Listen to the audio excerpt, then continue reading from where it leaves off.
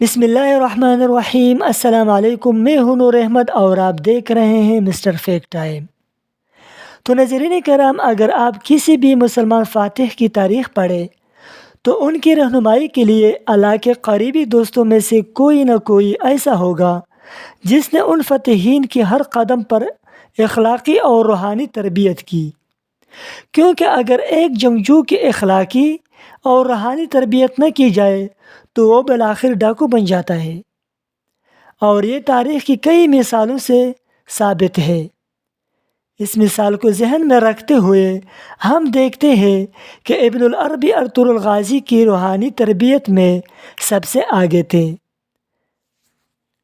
اپنے مشوروں اور تعلیمات سے ارطغرل الغازی نے ان علاقوں میں انسانی ہمدردی، حسن سلوک اور انصاف کا مظاہرہ کیا۔ ناظرین کرام، قرول عثمان کے پہلے سیزن میں شیخ دبالی نے اپنے مقصد کے لیے اہم کردار ادا کیا۔ ان کی قدم بقدم رہنمائی کی بدولت عثمان غازی کی تربیت ہوئی۔ شیخ دبالی اور عثمان کا روحانی تعلق بھی تاریخی طور پر ثابت ہے۔ قمر الابدال نامی ایک اور کردار نے قرول عثمان سیزن 2 میں انٹری دی تھی۔ آج ہم ان کے بارے میں بات کریں گے۔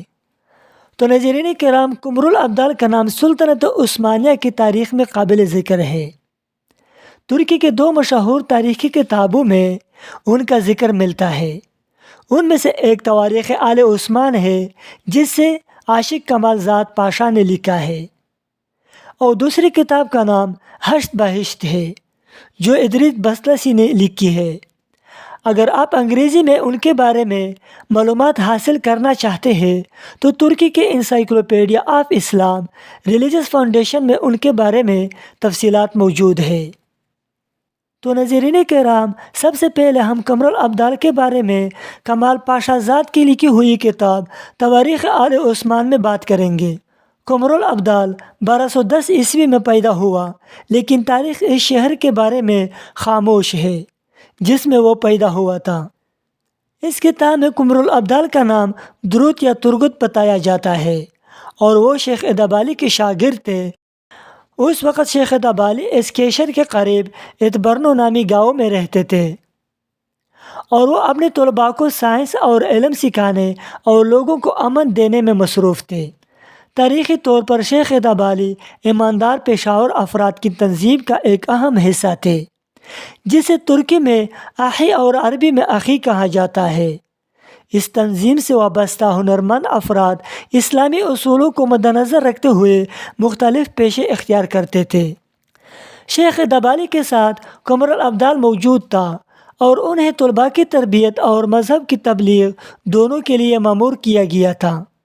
کہا جاتا ہے کہ ایک دفعہ عثمان نے شیخ دبالی کے گھر قیام کیا، اور وہاں اس نے وہ مشہور خواب دیکھا جس میں عثمان نے دیکھا کہ اس کے بغل سے ایک بڑا درخت نکل رہا ہے جس کی شاخیں پوری زمین کو گھیرے ہوئے ہے۔ اور جاگنے کے بعد جب اس نے یہ خواب شیخ دبالی کو سنایا تو قمر الابدال بھی وہیں موجود تھا، اور شیخ دبالی نے اس خواب کی تعبیر عثمان کو قمر الابدال کے ذریعے سلطنت کے قیام کی بشارت کے ساتھ بھیجی۔ اور جب قمر الابدال نے عثمان کو سلطنت کے قیام کی بشارت دی تو اس نے خوشی کا اظہار کیا، اور قمر الابدال کو اپنی تلوار اور پیالہ بطور انعام دیا۔ عثمانی مورخ ادریس بطلسی کے مطابق قمر الابدال ایک درویش تھا جس نے کفار کے خلاف جہاد میں بڑھ چڑھ کر حصہ لیا۔ قمر الابدال سلطنت عثمانیہ کے قیام سے پہلے یعنی شہر میں رہتا تھا۔ اس نے عثمان کے بارے میں دریافت کیا کہ یہ لڑکا مستقبل میں ایک سلطنت کی بنیاد رکھے گا، اور اس کے بعد سے اس نے عثمان غازی کے ساتھ جنگوں میں حصہ لینا شروع کر دیا۔ قمر الابدال جنگوں میں عثمانی فوج کا پرچم بردار تھا۔ عثمان غازی نے اپنے درویشوں کے لیے عروس یعنی شہر کا قیام گاہ بنایا، اور وہاں کے گاؤں اوقیتیہ عطیہ کیے۔ قمر الابدال کا انتقال 1286 میں ہوا۔ یہ وقت ارطغرل الغازی کی موت کے قریب کا تھا۔ لیکن ناظرین کرام، یہاں پر قمر الابدال کی تاریخ میں تضاد موجود ہے۔ یہاں دو مورخین کے درمیان کچھ تضاد ہے۔ اگر ہم قمر الابدال کی وفات کا سال 1286 مان لیں تو وہ عثمان کی سلطنت عثمانیہ کے سلطان بننے سے پہلے ہی فوت ہو چکا تھا، اور ان کے مطابق قمر الابدال دو مختلف جگہوں پر رہتے تھے۔ ایک اور عثمانی مورخ احمد دیدی منجمباشی جو 1631 عیسوی میں پیدا ہوئے، اپنی تاریخی کتاب میں ادریس بطلسی کی لکھی ہوئی تاریخ کا ذکر کرتے ہیں۔ منجمباشی نے مزید کہا کہ حضر علیہ السلام قمر الابدال کو ایک لازوال عثمانی ریاست کے ظہور کا الہی پیغام دیا، اور قمر الابدال نے یہ خوشخبری عثمان غازی تک پہنچائی۔ قمر الابدال کا مقبرہ بیلجک کے دیلر ضلع بورسا اسکیشر روڈ پر واقع ہے۔ قمر الابدال ایک صوفی اور بزرگ ہونے کے ساتھ ساتھ ایک عظیم بابا بھی تھے، لیکن اس حالت میں بھی ان کا کلام علم و معرفت سے بھرپور تھا۔ بعض اوقات وہ ایسی باتیں کہہ دیتے جو لوگ سمجھ نہیں پاتے تھے، لیکن علم و حکمت سے بھرے ہوتے تھے۔ ترکی میں کئی مقامات ان کے نام سے منسوب ہے۔ قمر الابدال ایک افسانوی شخصیت تھے، اور سلطنت عثمانیہ کی تاریخ میں ان کی بہت اہمیت تھی۔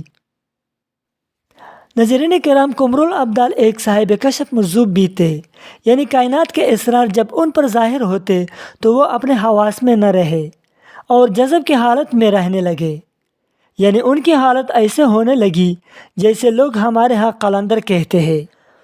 قمر الابدال صاحب کرامت بزرگ بھی تھے، اور ان سے کئی بار کرامات کا بھی ظہور ہوا جن کا ذکر تاریخ میں ملتا ہے۔ اسے جذب کے عالم میں کئی بار ایسی باتیں کہی جاتے تھے جو عام لوگوں کو تو شاید سمجھ میں نہ آتی۔ تو ناظرین کرام، اگر آپ لوگوں کو ہماری ویڈیو پسند آئی ہو تو ویڈیو کو ایک لائک دینا اور چینل کو سبسکرائب کرنا مت بھولیے گا۔ تب تک کے لیے اجازت چاہوں گا۔ اللہ حافظ۔